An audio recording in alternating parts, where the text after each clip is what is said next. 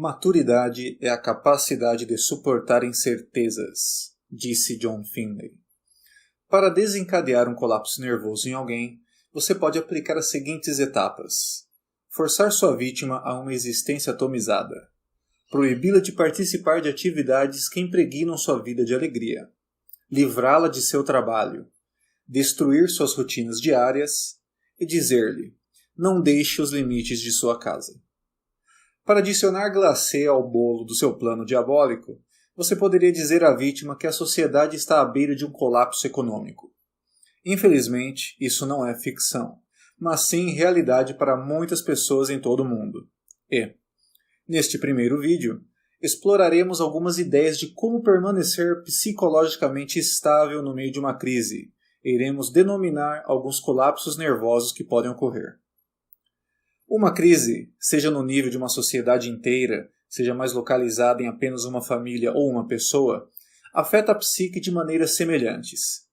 Quando uma crise leva a uma mudança rápida e extensa nos padrões de nossa vida, ela se torna desorientadora.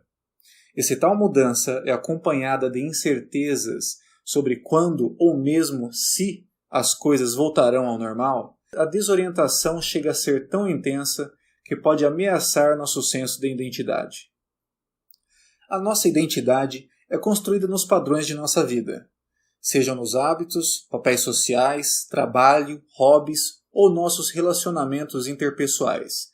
Tudo isso contribui para a criação de nossa individualidade, e como explica o psicólogo Michael Mahoney, não é fácil manter um senso coerente de identidade, valor próprio ou competência em face de desafios múltiplos e crônicos com padrões antigos. Sem um senso coerente de um eu, sem a ordem que vem a partir da nossa identidade, o mundo ao nosso redor também se tornará mais caótico e será menos receptivo às nossas vontades e necessidades. Como Jean Piaget explica, organizamos nosso mundo nos organizando primeiro.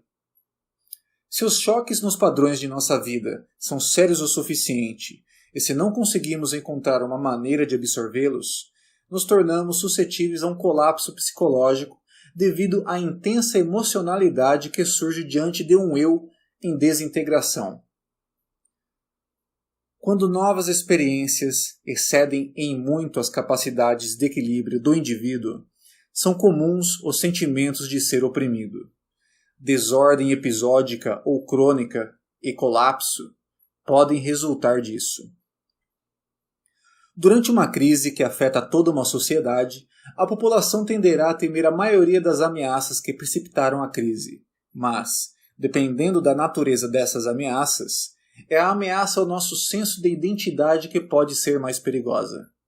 Felizmente, com algum conhecimento do processo que leva ao colapso, podemos conceber algumas etapas para fortalecer a nossa psique. O que primeiro deve ser reconhecido, e por mais intuitivo que possa parecer, é que um colapso não é uma descida para um estado mais desordenado, mas é um restabelecimento da ordem. Os extremos de um colapso psicológico tendem a duas formas: depressão grave ou psicose. A depressão grave livra um dos estados desordenados que precipitaram o colapso, substituindo-o por um estado ordenado de total desespero e desesperança, no qual o indivíduo está convencido de que as coisas não melhorarão, e assim se retira da vida. A intensa emocionalidade, geralmente sob a forma de extrema ansiedade, que precede um colapso em depressão grave, é substituída pela apatia e uma morte psicológica para o mundo. No outro extremo está o surto psicótico.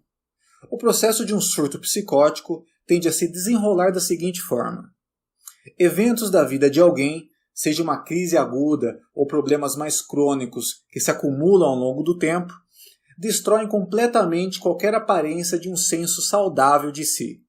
Quando isso ocorre, o indivíduo entra na fase de pânico do processo. O eu que se desintegra e a desorientação que isso cria traz à tona emoções de tal intensidade que o indivíduo se torna incapaz de interagir adequadamente com seu ambiente. Eventualmente, o pânico se torna tão avassalador que a psique reimpõe ordem, através do que é chamado de estágio do insight psicótico.